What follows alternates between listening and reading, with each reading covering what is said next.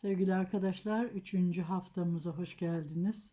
Bu haftanın konusu bildiğiniz gibi reenactments, yani travma ve reenactment dediğimiz geçmişteki negatif yaşananları tekrar tekrar yaşamak, ki travma eşlerimizin çoğu bunları tekrarlar.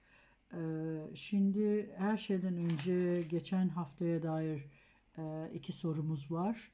Birinci sorumuz, seksüalite ve cinsiyet arasındaki fark nedir?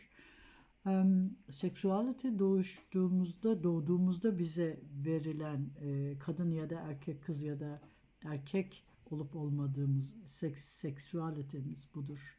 Cinsiyete gelince bu kendimizin kültürel, ekonomik, aile içindeki alınan bilgiler ve yetişmelerle sonucu ortaya çıkan başka bir noktadır.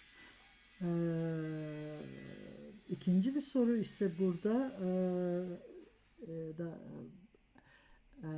travma yaşamış çiftlerle nasıl çalışabiliriz konusunda. Tabii bu büyük bir nokta. Buna ayrıca bir hafta değineceğim.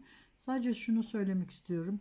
Onlara travma hakkında psychoeducation, bilgi verebilmek, durumlarının anormal olmadığını, yaşanan travmalar sonucu bu semptomların oluştuğunu anlatmak, aynı zamanda onların daha çok beceri kazanmalarını, gerek komünikasyon konusunda, e, duygusal iletişim ve kendini ifade etme konusunda e, daha bir beceri kazanmaları ve kendilerini nasıl regüle edebileceklerini konusunda yardımcı olmak gerekir. Tabii ki daha çok noktalar var. Bunlara da değineceğiz. Şimdi efendim, bu haftaki konumuz dediğimiz gibi reenactment. Yani e, yetişkin yaşamında bir çiftin her üyesi kendisine ait karmaşık çalışma modelleri, şemalar, dinamiği getirir ilişkiye. Şimdi çiftlerin kendi iş dünyalarıyla diğerininki arasında bir tür uyum varsa birbirlerini çekerler. Belki de aynı benzer travmayı paylaşıyorlar. Belki de değiştirmek istedikleri, geliştirmek istedikleri noktalar benziyor. Her biri bilinçli ve bilinçsiz olarak diğerinin dansını bilir. Birbirleriyle ne kadar yakın olursa çift, o kadar daha çok iç dünyaları açığa çıkar ve bunun sonucu o kadar da acıyan noktalarına birbirlerinin basabilirler. Bu yüzden acı ve savunmasızlık alanları diyelim ortaya çıkacaktır ilişkide. Yani belirli bir bu samimiyetin ve güvenin olması için belirli bir olgunluğa ihtiyaç vardır çift ilişkilerinde. Şimdi güvensiz attachment'da bahsetmiştik. 3 kişilik türü var demiştik. Bu avoidant dediğimiz kaçınan kişilik türü olduğunda bu kişi kendi özelliği için yakınlığı feda eder. Kararsız kişi ise, kararsız attachment yaşayan kişi ise yakınlık uğruna kendi özelliğinden vazgeçer. Her biri kendi içsel çalışma modelleri tarafından dikte edilen kalıbı tolere edebilecek bir ortak arar, ortak arayacaklar.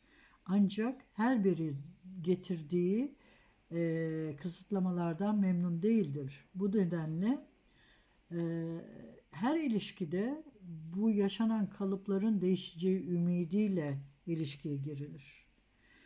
Hayal kırıklığı yüksektir çünkü ihtiyaçlar karşılanmamıştır küçükken. Travmatik reenactment'ı anlamak, bunu çiftin savaştığı bir dış kuvvet olarak görmek ve yardımcı olmak. Bu gücün değiştirmeye çalışmak gerekir. Çünkü burada proses olmamış bir travma vardır. Duygular proses olmamıştır. Anlaşılıp kelimelere dökülmemiştir bu travmalar. O yüzden şimdiki zamanda tekrarlanır durur, tekrar tekrar yaşanır. Aynı George ve Martha'da gördüğümüz gibi Elizabeth Taylor ve Richard Burton'un filminde. İlişkilerimizde tekrarlanan bu acılı desen ilişkilerde daha çok taciz ve tatminsizlik yaratır. Konuşmalarda tutukluk, suçlama, kendini savunma ya da kaçıp kovalama olayları daha önce konuştuğumuz gibi korku ve kızgınlıkla körüklenerek tatmin edilemez, tatminsiz bir interaction bağlantıyı yaratır. Terapide bu döngüyü, bu cycle'ı diyelim, bu ilişkinizin düşmanı diye ifade edip çifte söylememiz, anlatmamız gerekir. Bu cycle'ın, bu döngünün altında yatan adres edilmemiş duyguları proses etmemiz gerekir çift seanslarında. Ve bu zaman içinde bu tanımlanır, çiftler tarafından farkına varılır bu desenler ve değiştirilmeye başlanır.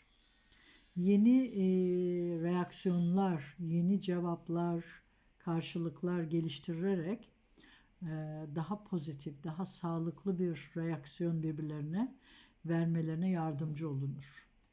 Çiftler ihtiyaçlarını ve duygusal durumlarını daha pozitif ve daha rahat ifade etmek, daha farklı komünikasyon birbirleriyle yapmayı, daha güvende hissetmeyi öğrenirler çift terapisi sırasında. Bu travma desenlerine, cycle'ını değişim getirebilmek için bu sembolize edilmemiş, proses edilmemiş duyu durumlarını, duyu ve duygu durumlarını ve hatıraları güvenli bir terapi ortamında, çift terapisi ortamında tekrar canlandıracaklardır çiftler ve biz de ona yardımcı olmamız gerekir ve onların ifade edip proses etmelerine yardımcı olmamız gerekir. Bu durumda çift terapisinde çiftler hem birbirlerini daha iyi anlama imkanı bulurlar hem de kendilerini daha derinden anlama imkanı bulurlar.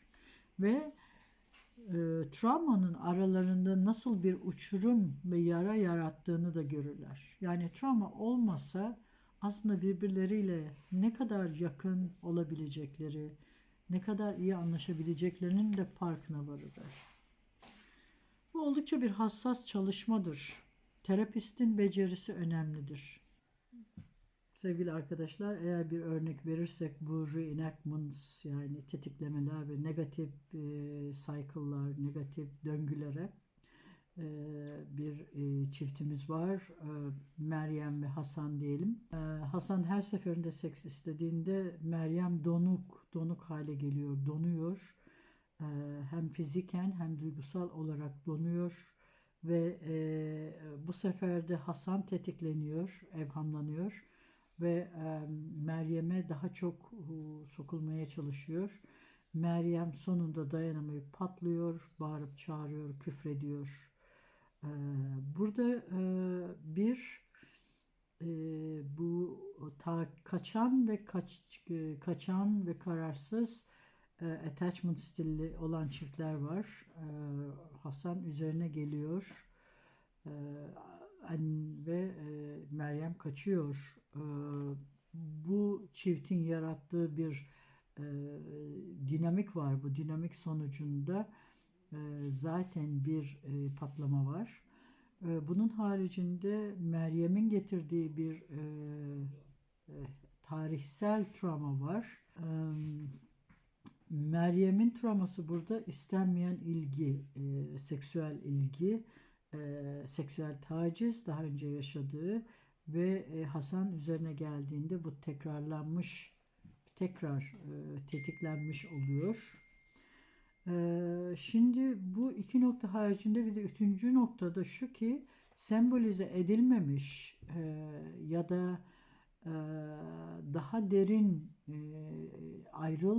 ayrılmış diyelim bilinçaltı, bilinçten ayrılmış travma canlı bir şekilde devam ediyor ve çift bunun farkında değil. Bizim burada görevimiz birinci ve ikinci noktalar haricinde, yani birinci nokta kaçınan ve kaçan, ikinci nokta tarihsel travma, üçüncü olarak bu bilinçaltı travma dediğimiz düşünülmeyen, hissedilmeyen, bilinmeyen travmayı açığa çıkarmamız gerekmektedir. Sevgili arkadaşlar, bu dinamik ve hatıraları güvenli bir terapi ortamında canlandırmak ve bu çiftin kendilerini daha derin bir şekilde, hem de birbirlerini daha derin bir şekilde anlamalarına yardımcı olmamız gerekmektedir. E, Travma nasıl oldu ve çiftin komünikasyonunu, bu çiftin arasında olan dinamik ve komünikasyonlar, interaction, bağlantılar eski travmayı tetikleyip tekrar yaşanmasına sebep oluyor. Burada bilinmeyeni bilinene getirmek, bilinç altındakini bilinç üstüne getirmek ve farkındalılık yaratmak çiftlerimizin yaşadıkları tatminsiz ilişkiyi değiştirme ve kendilerini daha iyi anlamalarına ve daha canlı ve sağlıklı ilişki kurmalarına yardımcı olur. Sevgili arkadaşlar, bugünlük bu kadar. Lütfen abone olmayı unutmayınız. Sorularınızı bekliyoruz. Haftaya konumuz çocukluk travması yaşamış çiftlerle nasıl terapi yapılır, nasıl çalışılır. Biraz daha bu konuları ele alacağız. Şimdilik hoşça kalınız.